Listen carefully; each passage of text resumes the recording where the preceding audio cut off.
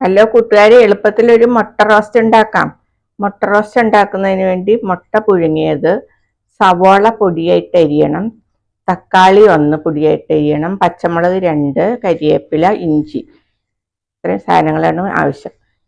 പച്ചമുളക്, സവോള, തക്കാളി, കരിവേപ്പില എല്ലാം പൊടിയായിട്ട് അരിഞ്ഞത് ചീനച്ചട്ടിയിൽ എണ്ണ ഒഴിച്ച് താളിക്കാൻ വെക്കണം. താളിച്ച് ഒരുവിധം മുരിഞ്ഞ് വരുമ്പോൾ ഓഫ് ചെയ്യാം. ഞാൻ ഈ ഓഫ് ചെയ്തിട്ട് ഈ ഗ്രേവി ഉണ്ടാക്കാനായിട്ട് ഇത് മിക്സിയിലേക്ക് അരച്ചെടുത്ത് വീണ്ടും പാനിലേക്ക് ഒഴിച്ച് മൊരിയിച്ചു. മൊരിഞ്ഞ് വരുമ്പോഴത്തേക്ക് നമുക്ക് ആവശ്യത്തിന് മല്ലിപ്പൊടി, മുളക് പൊടി, മഞ്ഞൾപ്പൊടി, ലേശം മസാലപ്പൊടി, ഇതെല്ലാം കൂടെ ചെറിയ ക്വാണ്ടിറ്റിയിലാകുമ്പോൾ എല്ലാം 1/2 സ്പൂൺ വെച്ച് മതി.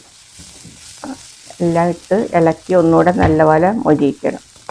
മഞ്ഞൾപ്പൊടി, മുളക് പൊടി, മഞ്ഞൾപ്പൊടി, മല്ലിപ്പൊടി, മസാലപ്പൊടി മുരിഞ്ഞ് വരുമ്പോഴത്തേക്കും നമ്മൾ ലേശം വെള്ളം ഒഴിക്കാം.